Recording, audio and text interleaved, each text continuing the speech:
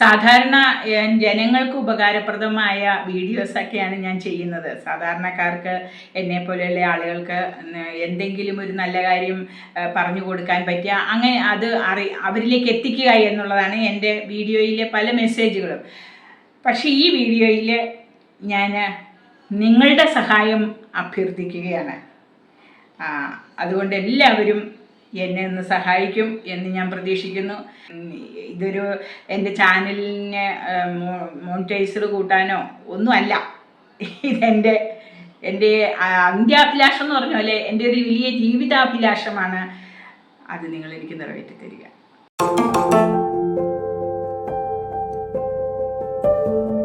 ഞാനിന്നൊരു യാത്ര പോയി. യാത്ര കഴിഞ്ഞ് വന്ന് ക്ഷീണിച്ചിരിക്കുന്ന അവസ്ഥയായി കാണുന്നത്. യാത്ര എന്ന് പറഞ്ഞത് ഒരു നീണ്ട യാത്ര തന്നെയായിരുന്നു. എൻ്റെ മക്കൾ വന്നപ്പോൾ എന്നോട് ചോദിച്ചു, മമ്മിക്ക് ഇന്ന് എങ്ങോട്ടെങ്കിലും പോകണോ? പറഞ്ഞു, ഒരു വണ്ടിയും കൊണ്ടാണ് വന്നത്.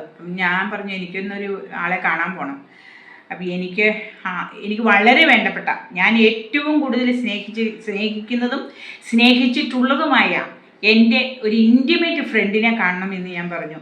ജീവിതത്തിൽ ഞാൻ ഇത്രയധികം ഒരാളെ സ്നേഹിച്ചിട്ടുണ്ടോ എന്ന് ചോദിച്ചാൽ, നമുക്ക് സ്നേഹത്തിൻ്റെ കാര്യത്തിൽ സ്വാർത്ഥതയുണ്ടല്ലോ. ഒരിക്കലും വേറൊരാളെ ഇത്രയധികം സ്നേഹിച്ചിട്ടില്ല. എൻ്റെ ഒരു ബാല്യകാല സുഹൃത്താണ്. ഞാൻ അവരെ കാണണം, എനിക്ക് കാണണമെന്ന് പറഞ്ഞു. ബാല്യകാല സുഹൃത്തിൻ്റെ പേരെന്താണെന്ന് പറയട്ടെ, ഡെയ്സി ജോസഫ്.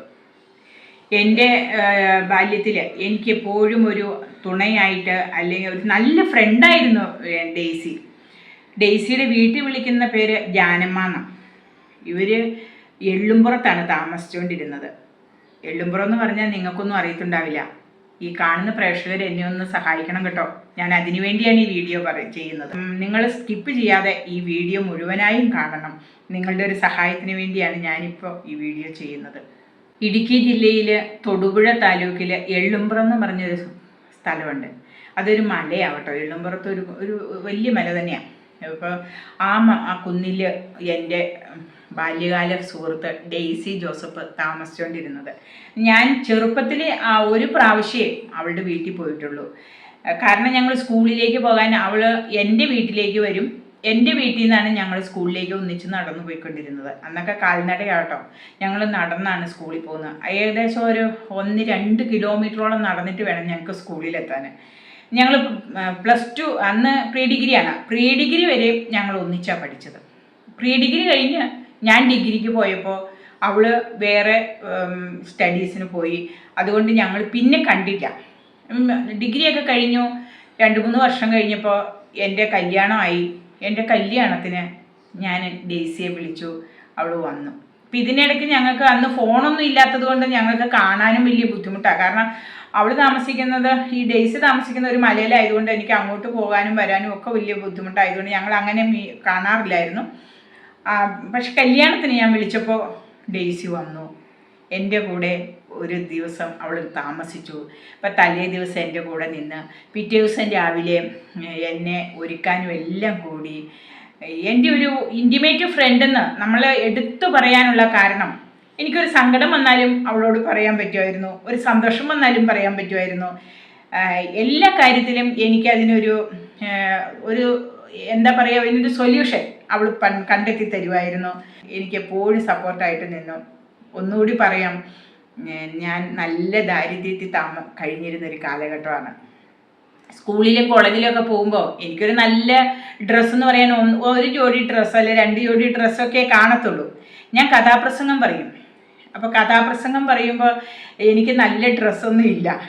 ഞാൻ സ്കൂളിൽ കഥാപ്രസംഗത്തിന് ഫസ്റ്റാണ്. ഞാൻ അങ്ങനെ സ്റ്റേറ്റ് തലം വരെ പോയി പ്രൈസ് മേടിച്ചു. അപ്പോഴൊക്കെ എൻ്റെ രക്ഷിതാക്കൾ, അവർക്കും ഒരുപാട് പ്രാരാബ്ധങ്ങളുള്ളത് കൊണ്ട് തന്നെ ഡ്രസ്സൊക്കെ എനിക്ക് കുറവായതുകൊണ്ട് അവൾ എനിക്ക് ഈ കഥാപ്രസംഗമൊക്കെ പറയാൻ പോകുമ്പോൾ ഡെയ്സിയാണ് എനിക്ക് ഡ്രസ്സ് കൊണ്ട് തരുന്നത്. അവൾക്കും വലിയ സാമ്പത്തിക ചുറ്റുപാടൊന്നും ഇല്ലെങ്കിലും അവൾക്കൊരു നല്ല ഡ്രസ്സ് ഉണ്ടെങ്കിൽ അത് എന്നെ കൊണ്ടുവന്ന് ഇടിക്കും. നീ ഇതിട്ടുകൊണ്ട് പോയാൽ മതി എന്ന് പറയും. അങ്ങനെ ഞാൻ മാത്രമല്ല, അവളൊരു പുതിയ ഡ്രസ്സ് മേടിച്ചാൽ ആ പുതിയ ഡ്രസ്സ് ആദ്യം ഇടിവിക്കുന്നത് തന്നെയായിരിക്കും. കാരണം ഞങ്ങൾ ശരീരപ്രകൃതി കൊണ്ടൊക്കെ വലിയ വണ്ണം വ്യത്യാസമൊന്നും ഇല്ലാത്തത് കൊണ്ട് ആ ഡ്രസ്സ് എനിക്ക് കൊണ്ട് തരും. നീ ഇതിട്ടിട്ട് എനിക്ക് തന്നാൽ മതി എന്ന് പറയും. പുതിയ ഡ്രസ്സ് ആരും ചെയ്യില്ല കേട്ടോ. എന്നെ ഇടിയിച്ച് അതിപ്പോൾ ഞാൻ ഒരു ദിവസം ഇട്ട് കഴിഞ്ഞ് ഞാൻ പിറ്റേ ദിവസം അത് കഴുകി കൊടുക്കുമ്പോൾ വേണ്ട നീ ഒരാഴ്ച ഇട്ടോ, നീ കുറച്ച് ദിവസം ഇട്ടിട്ട് തന്നാൽ മതി എന്നൊക്കെ പറയും. അങ്ങനെയൊക്കെ ആയിരുന്നു. എൻ്റെ കല്യാണത്തലേന്ന് ഈ ഡെയ്സി വന്നു. കല്യാണത്തിൻ്റെ അന്ന് എനിക്കൊന്നും ഒരുപാട് ആഭരണങ്ങളൊന്നും ഉണ്ടായിരുന്നില്ല. അപ്പോൾ എൻ്റെ ഒരു കയ്യിൽ മാത്രമേ വളയുള്ളൂ, മറ്റേ കയ്യിലൊന്നും ഉണ്ടായിരുന്നില്ല. അപ്പോൾ എന്ത് ചെയ്തു, അവളുടെ കയ്യെ കിടന്ന് ഗോൾഡൻ കളർ വാച്ച് എനിക്ക് അവൾ ഊരി തന്നു. നീ ഇത് വലത് കൈ കെട്ടിക്കുമെന്ന് പറഞ്ഞു.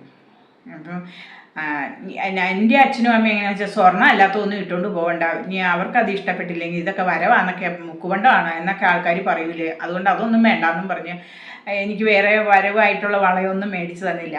അല്ലേ ഒരു ഗ്യാരണ്ടിയുടെ വളയൊക്കെ രണ്ടെണ്ണം മേടിച്ചിട്ടാൽ മതിയായിരുന്നു, അതൊന്നും മേടിച്ച് തന്നില്ല. അപ്പം ഞാൻ ഈ വലത് കയ്യിൽ ഈ ഡെയ്സിയുടെ വാച്ച് കെട്ടിക്കൊണ്ടാണ് കല്യാണ പന്തലിൽ ഇറങ്ങിയത് കേട്ടോ. കാലം ഒരു 50 വർഷം മുമ്പാണെന്ന് ഓർക്കണേ, അല്ല 45 വർഷം മുമ്പാണ്. അപ്പോൾ ഈ അന്നത്തെ കാലത്ത് ഇത്രയ്ക്കും സപ്പോർട്ടീവായിട്ട് നിന്ന ഒരു ഫ്രണ്ടാണ്. ആ ഫ്രണ്ടിനെ ജീവിതത്തിൽ ഒരിക്കലും മറക്കാൻ പറ്റില്ല. ഞാനിപ്പോൾ ഈ എനിക്ക് ജോലി കിട്ടിക്കഴിഞ്ഞ് ഞാൻ പലപ്പോഴും ഡെയ്സിയെക്കുറിച്ച് അന്വേഷിച്ചു. അപ്പോൾ ആർക്കും ഒന്നും അറിയത്തുണ്ടായിരുന്നില്ല. പിന്നെ ഞാൻ ഒരു പ്രാവശ്യം അവിടെ അന്വേഷിച്ചു പോയി. അപ്പോൾ അവർ പറയുന്നത് അങ്ങനെയോ, അങ്ങനെ ഡെയ്സി ജോസഫ് അത് ഏതാ അങ്ങനെ. അപ്പോൾ അങ്ങനെ കണ്ടെത്താൻ പറ്റിയില്ല. ഇപ്പം ഞാൻ എൻ്റെ മക്കളോട് പറഞ്ഞു എനിക്കൊരു അഭിലാഷമുണ്ട്, ഈ മക്കളെ എനിക്ക് സാധിച്ചു തരണമെന്ന് പറഞ്ഞു. അപ്പം മരുമോൻ പറഞ്ഞു എന്നാൽ മമ്മി വണ്ടിയൊക്കെ ഇറക്കോ, നമുക്ക് പോയേക്കാന്ന് പറഞ്ഞു. ഞങ്ങൾ എല്ലുംപുറത്ത് വണ്ടിയും കൊണ്ട് പോയി.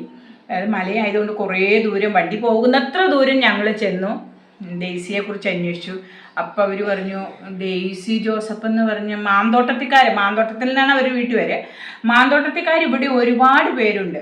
അതിലേത് മാന്തോട്ടത്തിലാണ് എനിക്ക് ഡെയ്സിയുടെ അച്ഛൻ്റെ അമ്മയുടെയും പേര് അറിയത്തില്ല. ഞാൻ പറഞ്ഞു ഡെയ്സി ജോസഫ് എന്നാണ് പേര്. അങ്ങനെ പറഞ്ഞ് എനിക്കൊരു നമ്പർ ഒരാൾ തന്നു. അപ്പം മോൻ പറഞ്ഞു അമ്മ സന്ധ്യ ആകാറായി, ഇനിയിപ്പോൾ അമ്മച്ചി എങ്ങോട്ടായി പോകുന്നത്, ഇനി നമുക്ക് അടുത്ത ദിവസം എങ്ങാനും വരാമെന്ന് പറഞ്ഞ് ഞങ്ങൾ ആ മല ഇറങ്ങി. അന്നേരം ഈ ആ ആൾ തന്ന നമ്പരിൽ നിന്ന് ഞാൻ വിളിച്ചു. നമ്പറിൽ വിളിച്ചപ്പോൾ ആരോ എടുത്തു, പക്ഷെ ഡെയ്സിയുടെ ശബ്ദമായിരുന്നില്ല അത്.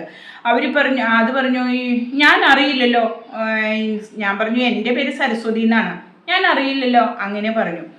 അപ്പോൾ അങ്ങനെ എനിക്ക് കോണ്ടാക്ട് ചെയ്യാൻ പറ്റില്ല. ഒരിക്കലും ഡെയ്സി ജോസഫിൻ്റെ നമ്പറാണ് എനിക്ക് കിട്ടിയെങ്കിൽ ഒരിക്കലും ഡെയ്സി ഞാൻ അറിയില്ല എന്ന് പറയില്ല, ഒരിക്കലും അങ്ങനെ പറയാൻ സാധ്യതയില്ല. അപ്പോൾ എൻ്റെ ജീവിതത്തിലെ ഏറ്റവും വലിയ ഒരു ആഗ്രഹമാണ് മരിക്കുന്നതിന് മുമ്പ് ഡെയ്സിയെ ഒരിക്കൽ കൂടി ഒന്ന് കാണണമെന്ന്.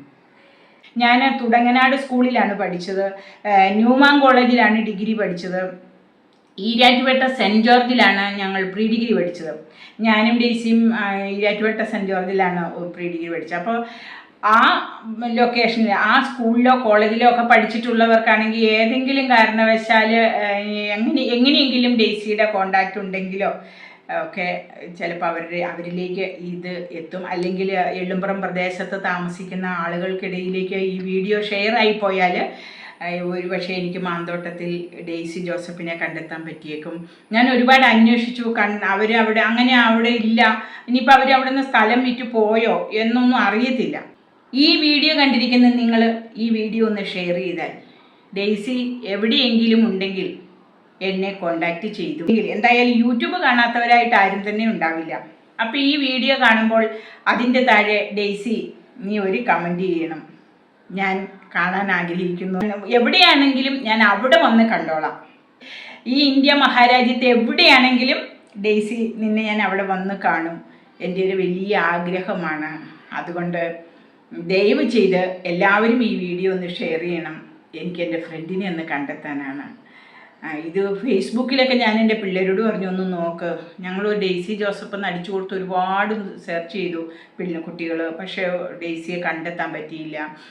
അതുകൊണ്ടാണ് ഞാനിപ്പോൾ അവസാന കൈയെന്നോണം ഈ യൂട്യൂബ് ചാനലിലൂടെ ഞാൻ ഈ വിവരം അറിയിക്കുന്നത്. അതുകൊണ്ട് എല്ലാവരും ഇതൊന്ന് ഷെയർ ചെയ്ത് എന്നെ ഒന്ന് സഹായിച്ചാൽ വളരെ ഉപകാരമായിരിക്കും. നിങ്ങൾക്കും ഉണ്ടാവുമല്ലോ ഇതുപോലത്തെ ഫ്രണ്ട്സൊക്കെ, അവരെയൊക്കെ കണ്ടിട്ടില്ല അല്ലെങ്കിൽ ഇനിയിപ്പോൾ ഒരുപാട് കാലമായിട്ട് കാണാതെ നിൽക്കുന്നവരൊക്കെ ഉണ്ടാവും. അങ്ങനെയുള്ളവർക്ക് എൻ്റെ വേദന മനസ്സിലാകും. അപ്പോൾ എനിക്കിപ്പോൾ പ്രായമേറെ ആയിരിക്കുന്നു. അപ്പോൾ ഇനി എത്ര കാലം എന്ന് പറയാൻ പറ്റില്ലല്ലോ. അപ്പോൾ എനിക്ക് എൻ്റെ ഡെയ്സിയെ ഒന്ന് കാണണമെന്ന് വലിയ ആഗ്രഹമുണ്ട്. ദയവ് ചെയ്ത് നിങ്ങൾ ഈ വീഡിയോ ഒന്ന് ഷെയർ ചെയ്യുക. അങ്ങനെ കണ്ടെത്താൻ പറ്റാത്തത് കൊണ്ടാണ് ഞാനിപ്പോൾ ഈ വീഡിയോ ചെയ്യുന്നത്.